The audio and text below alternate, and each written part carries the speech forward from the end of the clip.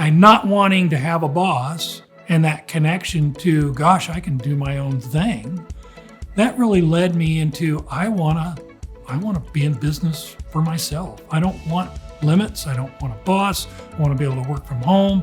I want a little bit more flexibility in my schedules. Not necessarily more freedom, but more flexibility.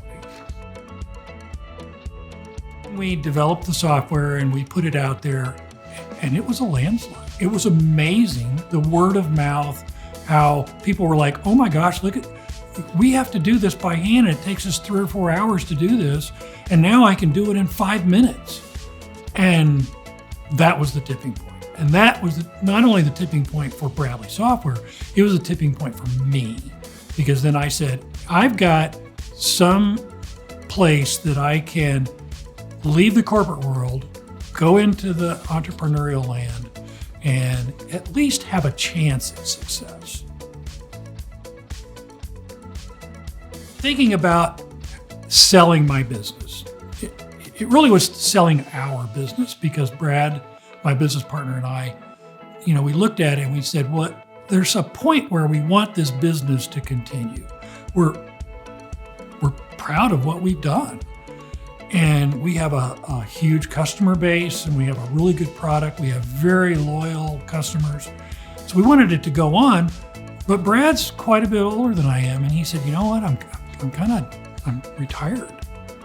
And I'm thinking, well, I'm getting to where I might want to retire, I guess, whatever that means to me. And we said, okay, let's kind of go down this path and look at, what we should do to ready the company for sale. We went to local business brokers. What we found was that these people just don't understand the business of software. They looked at this software company as a brick and mortar business, and that's how they would value it. So I went online and I found a couple of other, software as a service business brokers. And I contacted FE International, and within minutes, I got an email back from the CEO of that company saying, hey, we're interested. What do you got? Let's talk. And that impressed me, that it was that quick that they wanted to kind of start that relationship.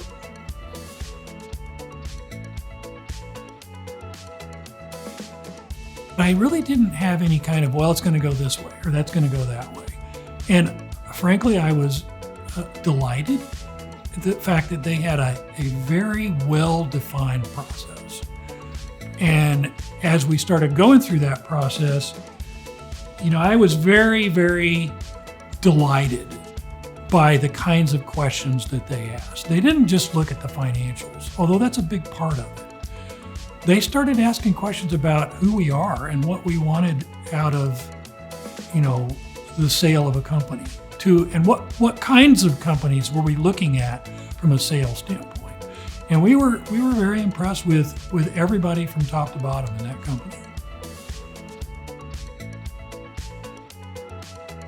The surprising part of it to us was, first of all, how deep they went into what we are as a company, not just our financials, who we are, what we wanted to be, what we wanted this company to be eventually.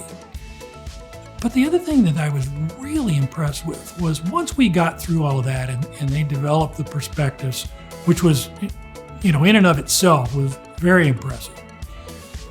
But what I really was most surprised about was the minute that they put that prospectus out for bid, how many people were coming to the table saying, hey, we want to talk to these people.